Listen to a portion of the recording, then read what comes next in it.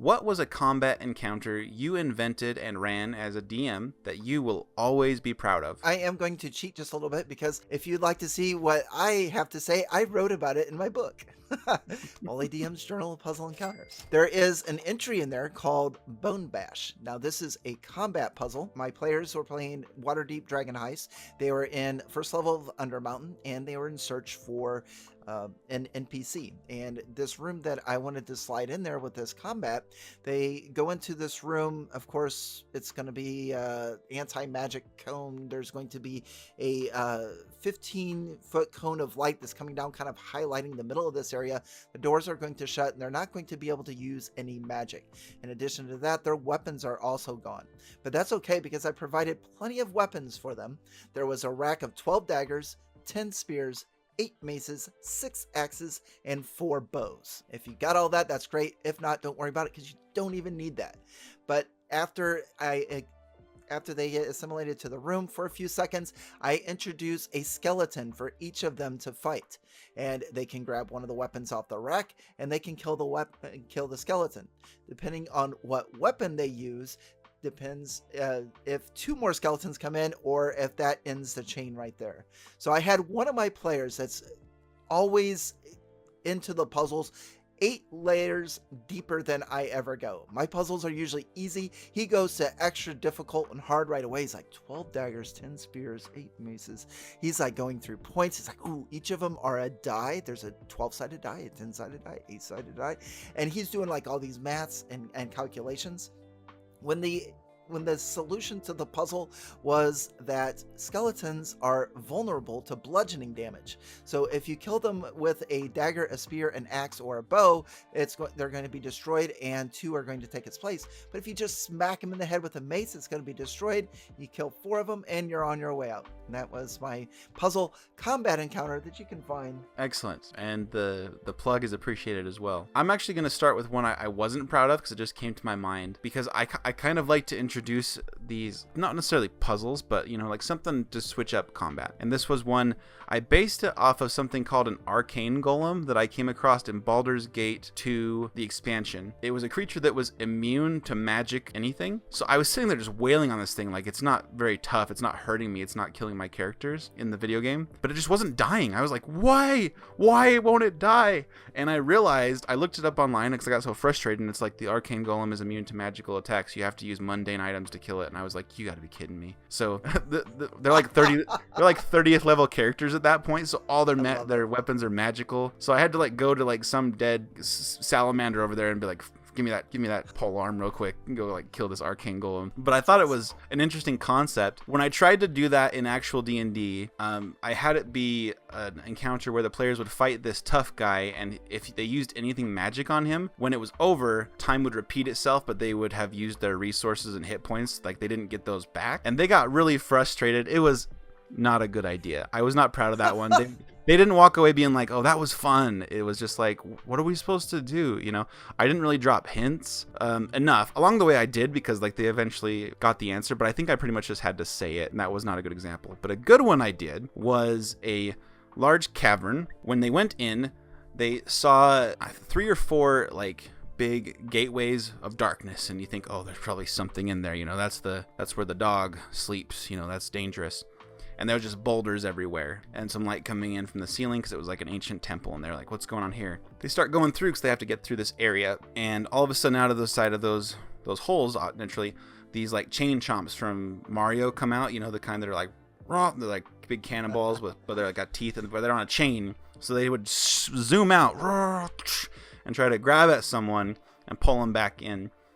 And these things were tough. So everyone was just trying to fight them. One of them, he was just like a fighter who was all about great weapon master, and so everything he just tries to do that character.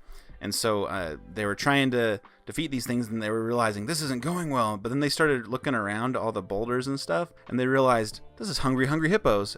And they saw all the boulders, and because all the chain chomps, they'd launch out and they would break boulders along the way, or grab onto one and bring it back with them. And they figured out that if they could get the chain chomps to destroy all of the boulders, then the encounter would end. And so they started using this mechanic that is built into the game that no one ever uses, which is the ready action for movement. So you can ready your action, but instead of readying an action, you can choose to save your movement. So when something jumps at you, you jump out of the way, and it, so these things, they just launch out. And so it was a great way to use that mechanic that like no one ever used and remind them that it existed. And it was also a big laugh when they realized it was all hungry hippos. You can't top hungry hippos, man. That's awesome. That's really good. Nom nom nom nom nom nom nom. Yeah. Good times. Well, one that immediately comes to mind is one that also incorporates one from Wally DM's book of puzzles, but I'm not going to share that. I'm not going to share that one this time. I've used this one in the past. It's a great book. But there was another time where this was a very complex series of events. So my players had gone to a monk monastery high up in the mountains. This monastery is built on like a mesa with like a couple of bridges connecting it to the rest of the mountain range. So there's like only a couple of ways in. It's very controlled. But the place was about to be under attack by forces of evil druids and giants. I gave my players like a chance to prepare this monastery for the oncoming attack. They had a chance to set traps, position troops, set up both mundane and magical defenses, and a chance to scout for intel. With their intel, the party learned that the enemy forces would be coming in waves, and that the druids could fly, but they quickly forgot that fact, which worked out for me. Part of what made this memorable for me was I created a table map, and then I built the monastery out of Legos. And just having the physical piece there was just so satisfying for them, and I was very happy with it. And building things, it's fun. This tower defense series of events began playing out. They got to defend against these waves of enemies, and eventually when the last one came in, I introduced those flying druids who came in as giant vultures delivering troops to like the main monastery, and the party had to run off and pursue them. And this kind of led into a boss fight. One of the druids was in the form of a giant gorilla, and he was there to kill the head of the monastery. And so when the party finally caught up with him, they began fighting in this main dojo, and a druid that was, or not a druid, but a monk panicked and flipped a lever, activating the training room. And so this dojo had like a checkerboard floor, and what this lever had done is all the black tiles, let's say, rose 10 feet up in the air, creating elevated spaces, but also creating pit traps between them. And so there was this element of like making sure you're on the right thing, and then at initiative 20, these would alternate. And then also on initiative 20, each column of tiles, regardless of color, a series of poles would explode out of them. So you also had to make sure you weren't on a specific column of tiles at initiative 20, otherwise you just get attacked from beneath. And so this combat of like constantly recognizing like where you ended your turn, what the consequences of that might be, and trying to get to each other to position enemies into certain disadvantaged spots. It was very fun for my players to think more strategically in the combat. Well done. That's awesome. And the fact that you built out a lot of things and put that much thought into it, that signals to the players like, oh, I'm engaging with this. Like, I can tell the DM put extra effort into this, and that's beautiful. Also, the way you were telling that, the mesa part, and like the flying druids coming in and stuff and doing a drop and a boss fight ensuing, that sounds a lot like part of Horizon Zero Dawn, if you've ever played that, but I find that no one has whenever I bring it up. But just know that you seem to have tapped into something that they also did, and it was a lot of fun. So well done in that sense. I played it, but years after I'd done this encounter. You did! Teni! Finally, someone knows what I'm talking about when I bring up this game. I'm so happy.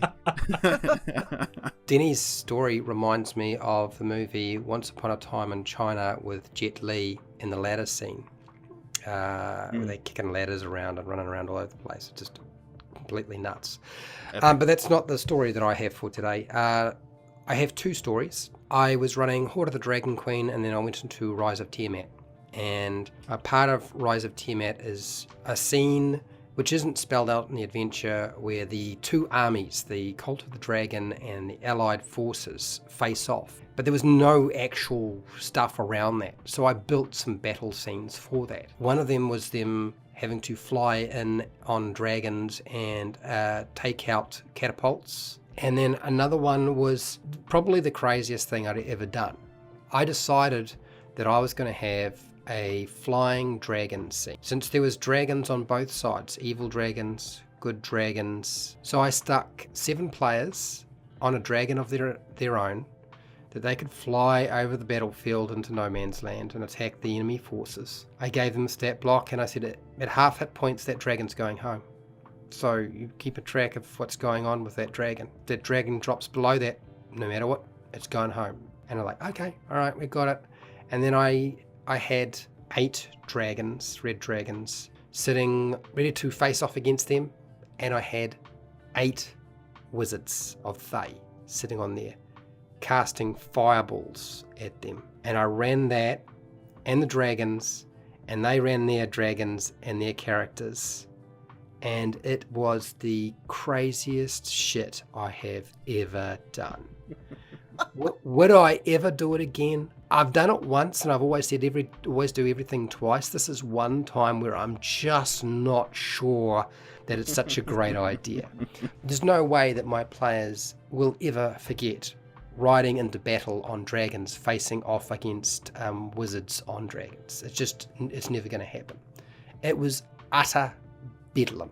The second one is the characters were now level 18, right? 18 or 19. And for some, I can't remember specifically the reason, but there was a dragon heart that was out of the dragon's body that was beating in this location, and it needed to be destroyed to successfully achieve whatever goal. Now, I didn't actually tell players that information specifically. They had to figure that out themselves. But I gave it a guardian. Scratch built a titan that would stand on them, shoot ice beams at them, and pummel them. And those level 18 characters, it's very hard to challenge high level characters. But it was like they had gone back to being level 1 again.